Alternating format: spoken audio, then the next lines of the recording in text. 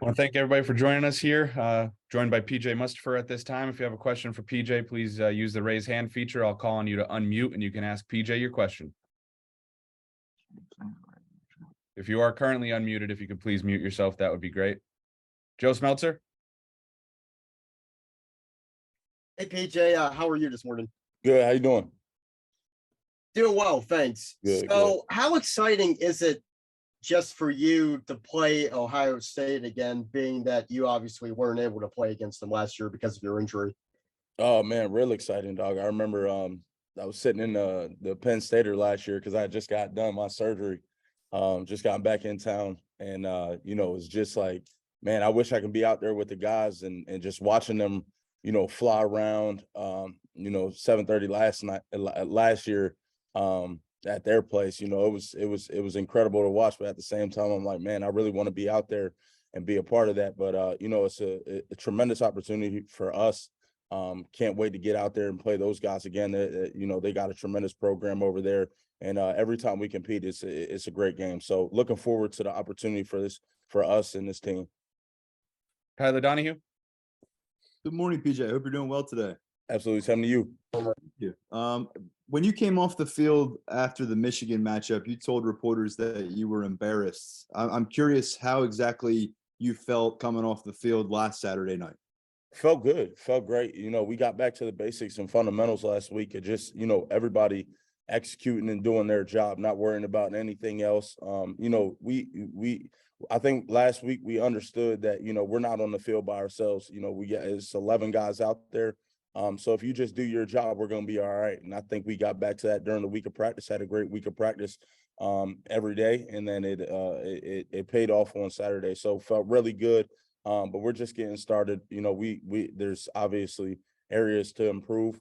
So we'll do that this week and then get ready to rock and roll on Saturday. Rich Scarcella. Morning, PJ. Morning. What makes the Ohio State offense so productive, so successful? Well, they're a team that's never off schedule. They want to run the ball when they want to run the ball. They want to throw the ball when they want to throw the ball, and they get a good chunk of yards. And at any time they can have an explosive play. So they do a phenomenal job of executing what they want to execute each and every down. And so, that's definitely a challenge for the defense, because when you get in those situations where it's third and short, third and medium, you don't know if it's a run or a pass. So, they got a phenomenal leader in the quarterback, explosive playmakers on the edge, and a great offensive line. So really all across the board, they're a great team. Like I said, it's going to be a tremendous matchup for us. Donnie Collins. Hey, PJ, you mentioned the offensive line. How do they compare to Michigan, and what makes these guys so good? Oh, they're phenomenal. Michigan had a great offensive line as well. They're really stout at the point of attack. Not too many guys are going to knock them back. They come downhill and they got really good feet. So they're a big group, but they're also an athletic group. So in the trenches, it's going to be a battle. So we can't wait for that. I'm excited for the opportunity to go against them.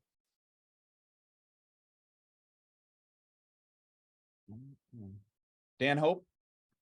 Hey, PJ, I mean, you guys haven't beaten Penn State and you guys haven't beaten Ohio State in 5 years. Just how does that play into your guys' motivation of, wanting to get a win in this series? This team's different. The team we have this year isn't the same as last year or 2019, 2018, 2020. This is a different group of men. So we're not really concerned with, what's going on in the past. We're just focused about right now. If we take care of business this week in practice and do what we're supposed to and focus on what we have to focus on, then we give ourselves the best opportunity. So, like I said, we just got to control what we can control, and that starts in practice today and moving forward throughout the week. And then Saturday we just have to go out there and play. It's going to be a great game. I'm truly excited, but the preparation is key. Ron Snyder. PJ, thanks for doing this. How would you guys evaluate just how important the start of the game is? You saw how that Iowa game started against them. So how important is getting off to a good start in this game to really give yourself a chance late to finish off and win it? Yeah, each and every week, Coach Franklin emphasizes, starting fast in practice. So starting fast has been one of the things that we've emphasized, not only in the summer, in summer camp, but also throughout this season. So each and every game, if you start fast, you give yourselves the best opportunity to be successful at the end of the game. So if you start fast, it solves problems. So that's always our goal, and that's what we have to do on Saturday as well. Joe Smeltzer. PJ, in your time at Penn State, you've only played Ohio State once in front of a full crowd. 2020 was obviously different. So that 2018 game was obviously a tough call. And what do you remember just about that game and that night? It was electric. It was electric. I didn't play in that game, so I wanted to be a part of that. But just being there for the whiteout, that was my first whiteout experience. Just seeing that atmosphere, that environment, it truly is something special. When those guys come into town, I'm sure our fans will be excited. But we can't look too deep into that. We got a job to do out there. So, but I'm excited, man. Can't keep saying that enough because they're truly a great program. We're a great program, and we just got to line it up on Saturday. Tyler Donahue. PJ, you've seen Curtis Jacobs play a lot of ball going back to high school. Have you seen him play a game like he played this past Saturday night? And what did you make of the results of the move of getting Abdul in the starting lineup and shifting Curtis back to his familiar spot? Oh, he was flying around. All those linebackers were flying around. And I think that's, what we kind of preached last week. Up front, we had to make the job easier for our linebackers, and we weren't doing that necessarily against Michigan. So when your defensive line is getting vertical, getting penetration, and getting knocked back, allows the linebackers to just flow right in and make tackles. So, Curtis has done a tremendous job. He's using his athleticism. Curtis is a smart football player as well. It's not just all about his athleticism. He knows what's going on. And if I know you guys can hear what he has to say in the meeting room, but when he talks, everybody listens because he can tell that he knows what he's talking about and about different offensive formations and stuff like that. So, everything's starting to just shape into form for him. He's made plays all season, but I think he's really just starting to take that next stride and keep getting better and keep developing. So, dating back to high school, he's done a great job. He's always been an athletic freak, but, now everything's just starting to show up and it's paying off. Rich Garcella. PJ, I was just wondering, what did you see from your teammates last week bouncing back from Michigan and obviously playing well last Saturday? And is there such a thing as momentum when you have the mantra of being 1-0 every week? And do you feel like this team has momentum?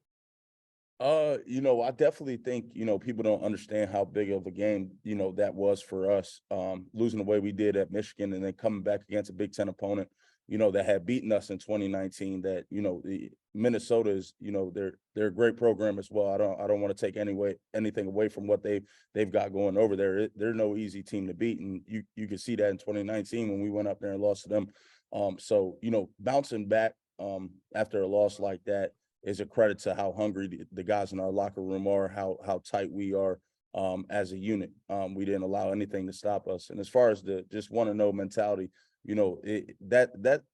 that's just for us to be able to focus on every week, not looking ahead. It's nothing more than that. I know everybody looks to, look into 1-0 and what that means and say stuff about it. But it for us, it's all about in the locker room, just keeping our mindset on the game and the task at hand. Andrew Destin. PJ, I want to go back to a point you made there about Curtis Jacobs, how he's continued to develop. How about as a leader? This is year 3 with him now at the program. I know that's a point that had been made both by him and a couple other players that he still needed to develop that voice and is still kind of new in that regard. Is he developing more as a leader? And if so, what have you picked up on in that regard? Thanks. Yeah. When Curtis in high school, he wasn't that much of a vocal guy. He didn't talk a whole lot. And then when he got here, he didn't talk a whole lot. I'd see him in the locker room and he just give me a little head nod. And I'm like, man, I went to high school with you. You can talk to me and stuff like that. But, he's definitely found his voice in the locker room. You're always hear him in the locker room, out on the field talking or talking trash to the offense. So he's definitely found that voice. That's going to continue to grow as he gets more confident in that leadership position. Kurt's doing a great job for us and as far as defensive wise, and he's only going to get better. Donnie Collins. PJ, what did you see on the film from Tyler Elson and Kobe King. It looked like they kind of took a big jump in just a week Yeah. there. Yeah, they did. They were playing really fast, really aggressive. Just flying in. I mean, the second play of the game, Tyler Elson had a TFL. And I think that just comes from, I talked about it earlier. I think it just comes from just trusting us, everybody trusting each other. We didn't do a good job of helping those guys out in Michigan. And, that starts with me. I have to be definitive in my gap every time. And when I am, and I'm getting knocked back, and playing vertical, it allows the linebackers to be freed up and make plays. And not saying that they're always free and, that they're not making plays, but if we can do that as a front, then the linebackers are always going to be good. So, I think that they were playing fast, they were playing physical. They did a phenomenal job of getting us in the positions we need to be in. But at the same time, it has to start with us because we got to help those guys out too, just as much as they help us. Frank Badani. Hey, PJ, you talked about Curtis and Abdul Carter. So Mhm. could you notice any difference, anything you can point to as the way they played, the way they looked, what they did Saturday night together Mhm. compared to earlier in the season? Is there any change there? Is it just development? Is there something you can point to? I mean, it's those game reps. That was our seventh game of the season. Clearly we're not going to be as crisp as we are at the first game of the season or the second game of the season. We're just getting better. We're figuring ourselves out. Anytime you bring in a new defensive coordinator as well, it takes time to adjust to him, and especially when you're a linebacker. The linebacker position. I know that I don't play it, but it's tough. They have to know a lot of stuff, and especially in Coach Manny's defense, they put a lot of information and stuff on them too. So as the season goes on, you can see they're only getting better and better. And I think that's what you guys saw on Saturday night. So hats off to them. They do a great job. I mean, you guys don't know how much they do for our defense, but they do a whole lot. 2 more questions for PJ. Tyler Donahue. Yeah, PJ, I'm going to ask you about an offensive player now. Vega Ioane got involved. He was had a nice block on the Nick Singleton touchdown run. You saw a lot of him on the practice field, I'd imagine, since he got to campus. What has he done to get your attention at guard and to put himself in a spot to play big boy football in the Big Ten as a freshman? Well, he's a big guy as it is. Size really isn't a detriment to him. He's a big dude. He's stout at the point of attack. He got strong hands. He's done a phenomenal job. He just works and puts his head down and work. He's not really worried about anything else, but just, coming to work every day. Quiet guy, nice guy. Really glad to have him in the locker room as a young guy who loves to learn from the older guys in that offensive line room. So he's just hitting his stride. It's nice to see him out on that field because I know in the practice field, I've gone up against him a couple of times. And, every time you go up against him, you got to be ready because if not, he'll punch you right in your chest. That's how strong he is. So, he's only going to get better. He's still a young guy, but, as the reps keep going and he gets better, sky's the limit. Final question for PJ. Joe Smeltzer. Hey, PJ. So you've known Keziah for a long time, both Maryland guys. How would you say that he's done this season since making his late debut week 5? And how have you seen him kind of evolve as a person since he got to Penn State? Yeah, I think he's just getting better and better each week. When he first got back at the Northwestern game, anytime you coming off of not playing football for a while, you're going to be a little rusty. But then I think that Michigan game, you started to see flashes.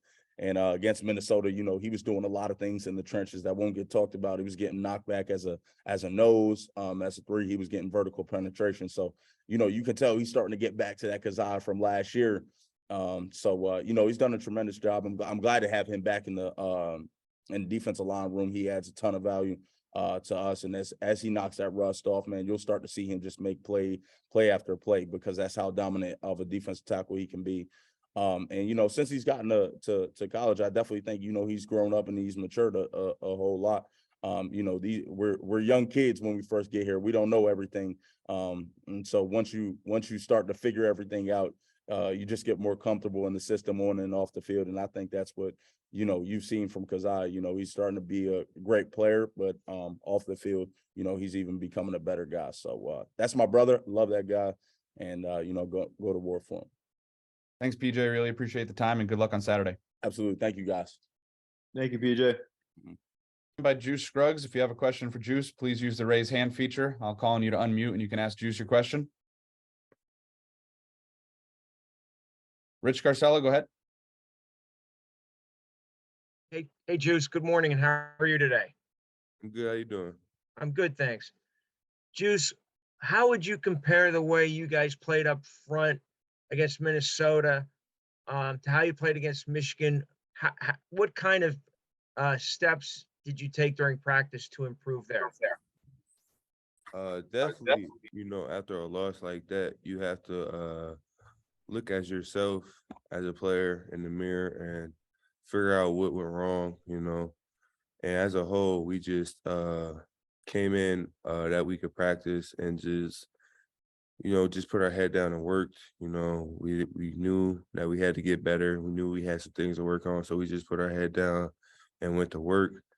And I would say the whole team had that mindset, and we was just focused on bouncing back after a loss like that.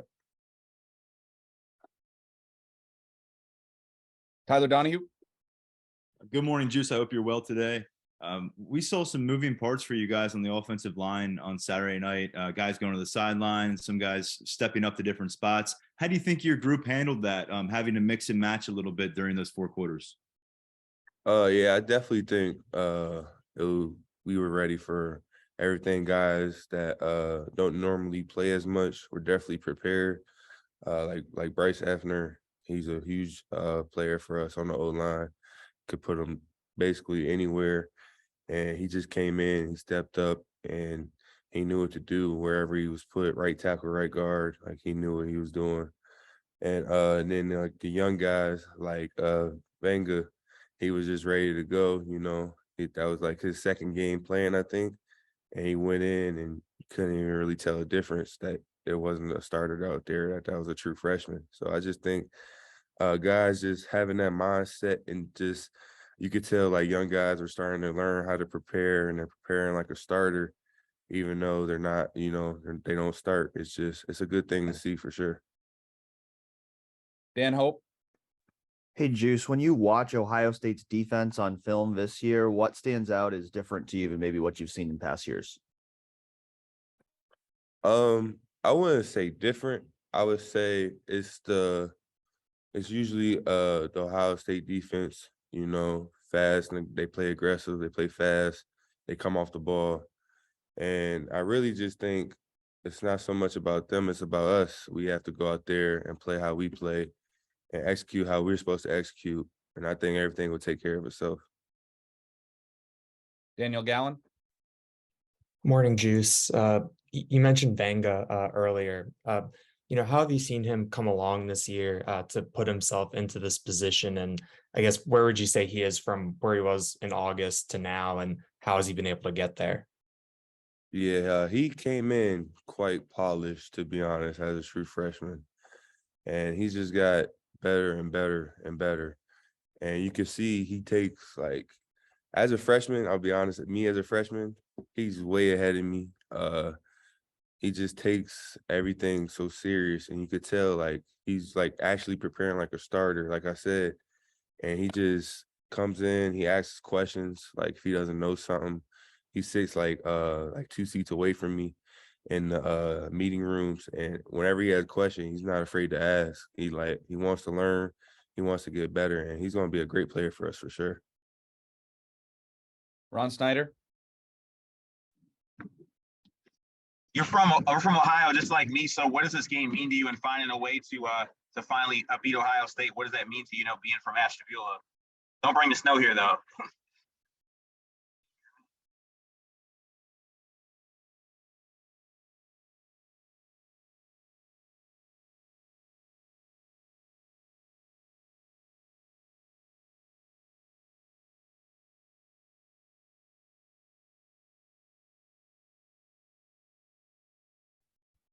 Is Juice frozen for everybody else? Okay. Sorry about that.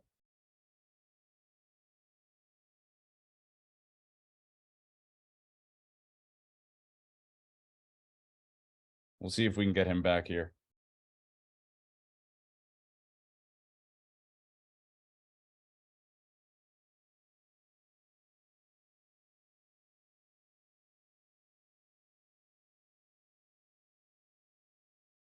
So Zoom just crashed over there at the stadium. They're trying to bring it back up.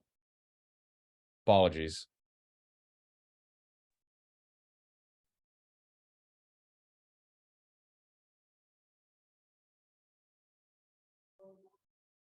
All right, Juice, you got us?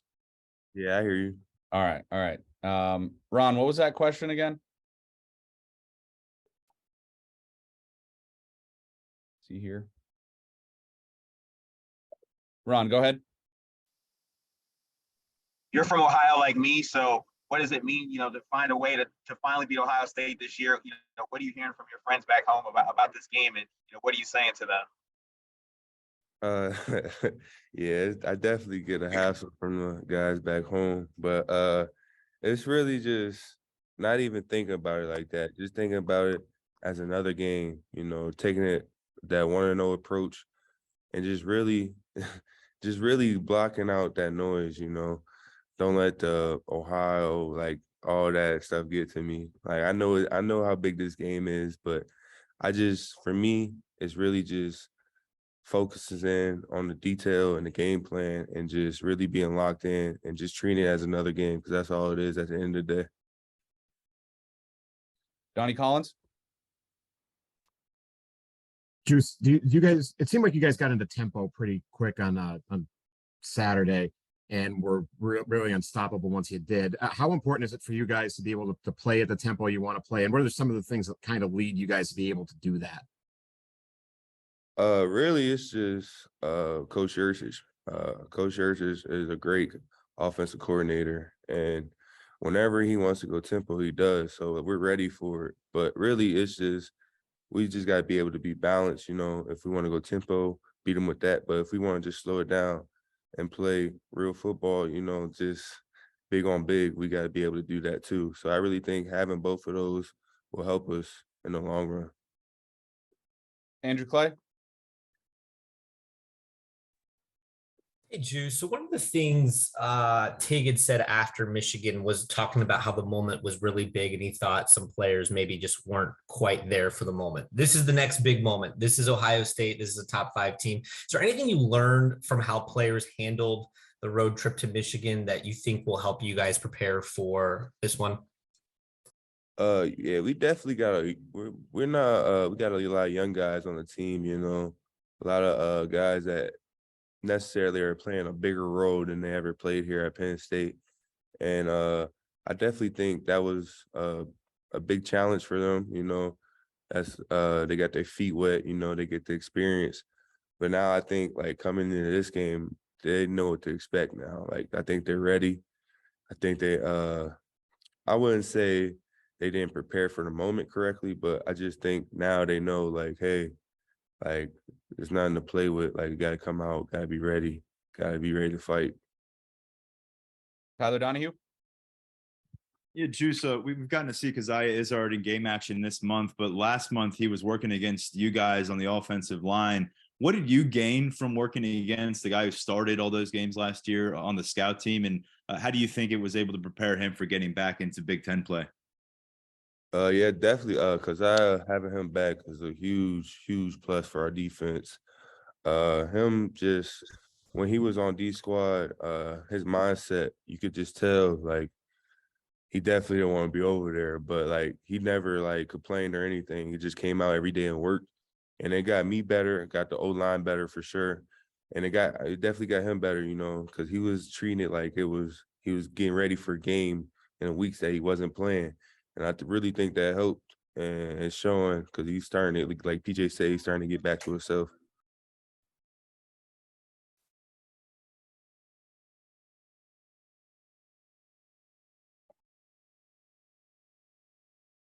Joe Smeltzer? Hey, Juice. So the only time that you guys have played Ohio State at Beaver Stadium in front of a full crowd was in 2018 when you were a freshman. That had to have been thrilling for you, right? Being in that environment as a true freshman, but then obviously the result of the game wasn't what you wanted. So what do you remember from that night, being that there were a lot of highs and a lot of lows at the same time? Yeah, I definitely remember.